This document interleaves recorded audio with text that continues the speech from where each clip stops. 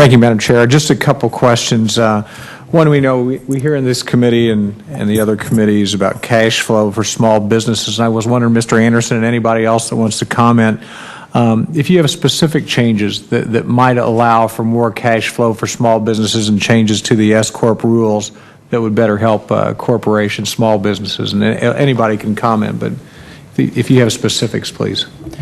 Well, I think we've alluded to some of those provisions before, but I will be the first to acknowledge that the things I would talk about are not unique to the S-corporation area. These are issues that are common to partnerships and also to C corporations. The examples that went back and forth between Mr. Buchanan and Mr. Shin dealt with an entity that has to make capital expenditures to grow its business. Those capital expenditures are not deductible for tax purposes, but must be depreciated, and the two relief provisions are the bonus depreciation for 2008 only and the first-year expensing, which also has limitations.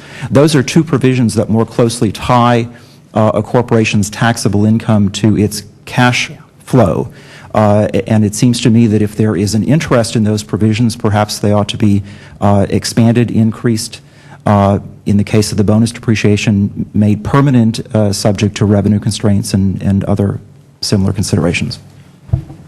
Could you repeat the last part? You said expanded, increased, or? The point about the bonus depreciation is that it was enacted as stimulus only for 2008, and it will expire for property that is acquired after the end of 2008. It was part of the 2008 stimulus package.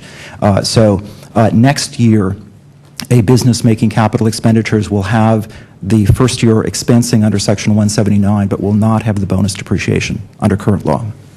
And then the 179 also is not permanent, and so then you still have the problem of not knowing from year to year, which is frustrating and difficult for small businesses or for any taxpayer to plan if you don't know what the tax law is going to be. Well, the provision is permanent, but the dollar amounts will go up and down. That's right. I'd like to add that I concur that the bonus depreciation needs to be more than just a one-shot, 1 year or 2 years, because as Representative Buchanan made reference to, the businesses, you want them to reinvest to grow the business. That brings jobs, and as we know, it's a big part of our GNP here. I would like to point out, though, that during those periods when you make large improvements to your business, you will incur a loss, and right now the 179 rules prevent you from creating a loss. I think you need to take that off. If they're going to make the investment, the banks behind them, they're not going to make the loan right now, especially today, unless you've got plenty of equity and you're signing on it personally. That's why I come back to saying in an S-Corp world, you need to allow that to be a basis, and you need to take off the income cap limit for 179. Thank you. It's my understanding that in S-Corp, they're only allowed one class of stock. Is that a problem? If it is a problem, what are the problems and what can we do to rectify that? If you have any changes, Mr. Shin, you're shaking your head, I'll give you the first. Oh, absolutely. Right now you can have just voting and non-voting. And when you look for a passive investor to infuse capital, let's say the banks just aren't there, and I have a situation right now with a marine business. The banks are scared to death of the marine business, and it's a big part of our business community. And so we're looking at equity to come in a passive investment. They want preferred guaranteed returns. They want convertibility of the debt to equity. And either of those cases would blow our S election and create a taxable event. That's why I'm saying maybe it would be nice for them to bridge into an LLC or release those limitations so they walk and talk more similar to an LLC partnership environment. So giving them the opportunity for preferred stock and allowing them to have disproportionate distributions. That's the terminology you'll see in the court cases. Because right now it's just pro rata.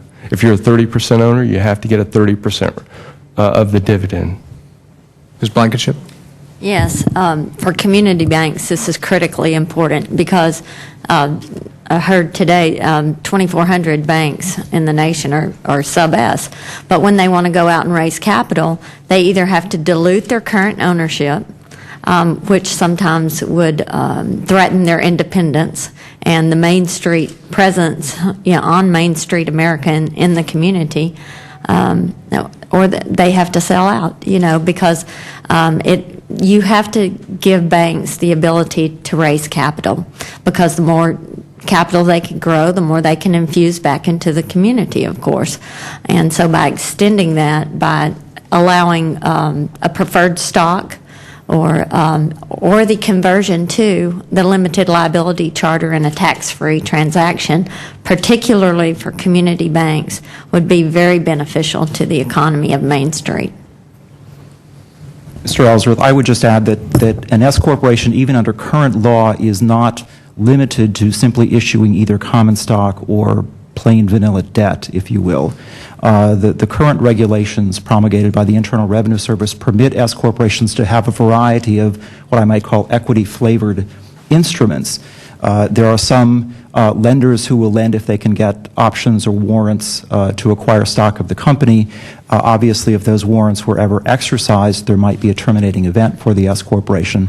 But lenders can participate in the upside potential of a company through acquiring some of these equity-flavored securities or instruments that do not violate current regulations. Employees can be incentivized through stock appreciation rights or stock options, and they're generally not considered to be shareholders and so don't violate any of the requirements applicable to S corporations.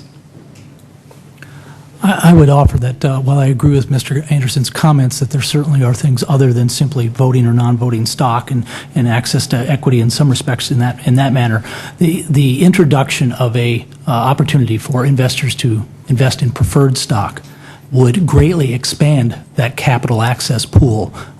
The opportunity to use some of the instruments that Mr. Anderson mentioned are honestly quite limited, and some of them do have the potential for terminating the S election, as he referred to. So the introduction of a preferred equity instrument greatly expands the investment community and improves the access to capital for S corporations.